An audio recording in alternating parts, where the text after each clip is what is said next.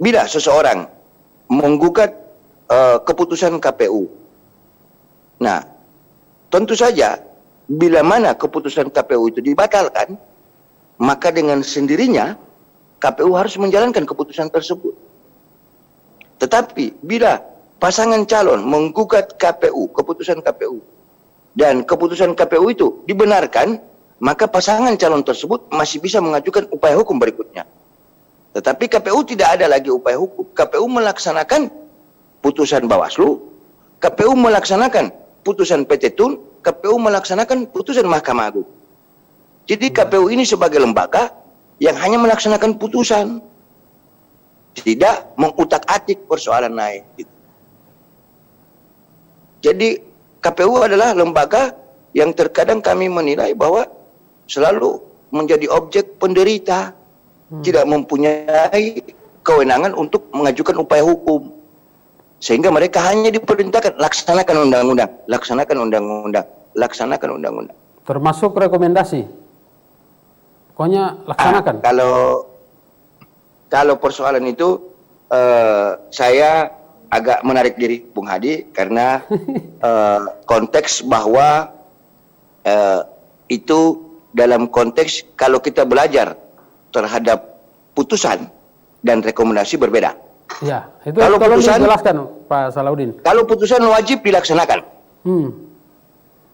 KPU melaksanakan putusan Bawaslu berdasarkan perintah undang-undang selama 3 hari. Wajib dilaksanakan oleh KPU. Ya, karena itu putusan ya. KPU melaksanakan putusan PT Tun wajib dilaksanakan oleh KPU. KPU melaksanakan putusan Mahkamah Agung wajib dilaksanakan oleh KPU 3 hari. Tetapi persoalan rekomendasi diberi ruang oleh undang-undang selama 7 hari. Artinya apa? Undang-undang masih memberi ruang kepada KPU untuk menindaklanjuti. Nah, pengertian menindaklanjuti itu apa? Menindaklanjuti di dalam tersebut tidak berbunyi pasif bahwa dia laksanakan, tetapi KPU diberi kewenangan oleh aturan-aturan di bawahnya, yaitu PKPU. Kalau tidak keliru ya PKPU nomor 25 nomor berapa ya kalau saya tidak keliru. Itu masih ada metode yang dilakukan oleh KPU. Harus memeriksa, mengklarifikasi. Itu diberikan oleh kewenangan oleh undang-undang. Jadi dia bisa melakukan ulang apa yang dilakukan oleh Bawaslu, ya, bisa memanggil saksi, terlapor, pelapor. Bisa dilakukan karena itu perintah undang-undang. Dan bisa saja mengeluarkan keputusan atau menilai tidak seperti apa yang isi rekomendasi. Bisa dibenarkan, selama dibenarkan oleh undang-undang mereka bisa lakukan. Saya sudah memberikan semangat sama Bung Mansir ini, Pak. Ini Bung Hari juga. Tapi kita kan harus menilai secara objektif. Kita harus menilai secara objektif persoalan. Tidak menilai siapa yang salah, siapa yang benar, tetapi kita mendudukkan persoalan ini kepada yang sebenarnya. Aturan ini adalah aturan yang sebenarnya. Nah, rekomendasi Bawaslu itu ada mekanisme yang harus ditindaklanjuti. Rekomendasi dilihat dari perbedaan hari. Rekomendasi itu 7 hari dan putusan 3 hari. Artinya putusan itu 3 hari untuk dilaksanakan. Tidak ada lagi pengkajian, tidak ada lagi hal-hal untuk melakukan pemeriksaan. Tetapi rekomendasi itu diberikan ruang 7 hari untuk melakukan beberapa hal ini. Ya, tapi ini agak sedikit rancu Pak Salahuddin. Ketika misalkan KPU itu tidak melaksanakan rekomendasi Bawaslu.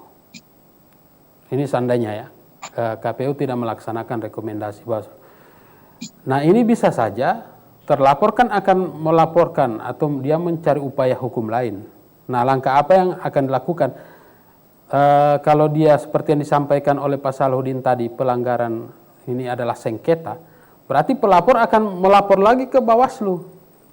Akan melapor lagi ke Bawaslu bahwa KPU tidak menindaklanjuti rekomendasi Bawaslu, sehingga kemudian bersidanglah Bawaslu, dipanggil KPU, kemudian jelas akan keluar lagi putusan yang tidak mungkin berbeda dengan isi rekomendasi.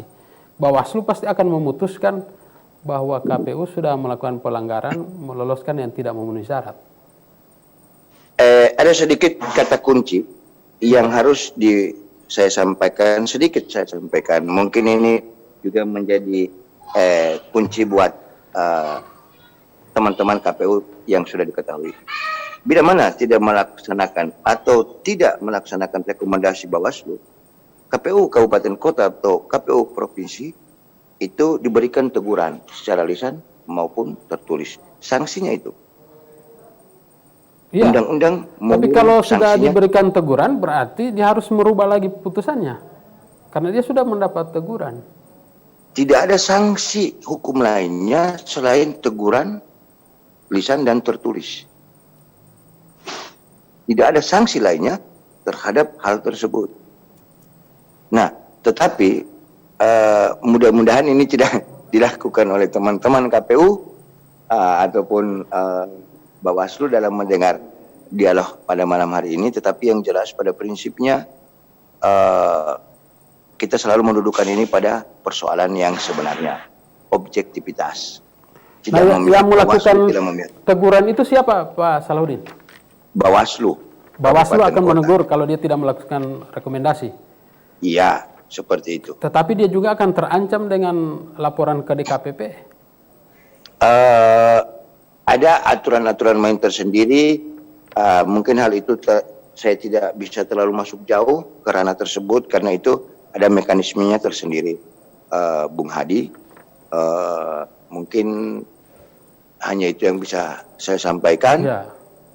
Poin-poinnya bahwa kalau teman-teman atau Bung Mansir menilai bahwa saya sedikit sudah memberi pengetahuan, saya sedikit sudah memberi jawaban langkah hukum apa seperti apa, tetapi ini silakan dilakukan, ambil yang positifnya dan perbanyak berdoa kepada Tuhan, Pak Salahuddin, memohon perlindungan. Jadi intinya ini putusan keluar apakah baik KPU melaksanakan rekomendasi atau tidak melaksanakan rekomendasi Bawaslu, ini tetap akan kembali lagi ke laporan ini akan kembali lagi ke Bawaslu dan Bawaslu akan melakukan sidang lagi. Kira-kira seperti itu ya? Ya, ya benar.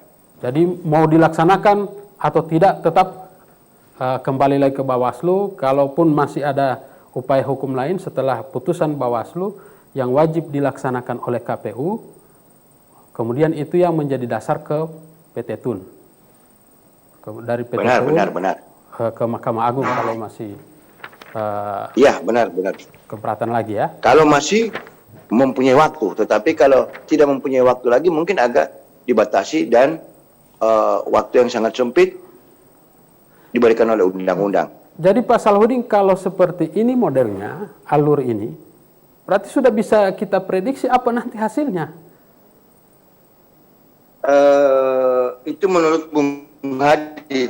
Kalau menurut saya memang saya masih agak sulit untuk memprediksi hasilnya.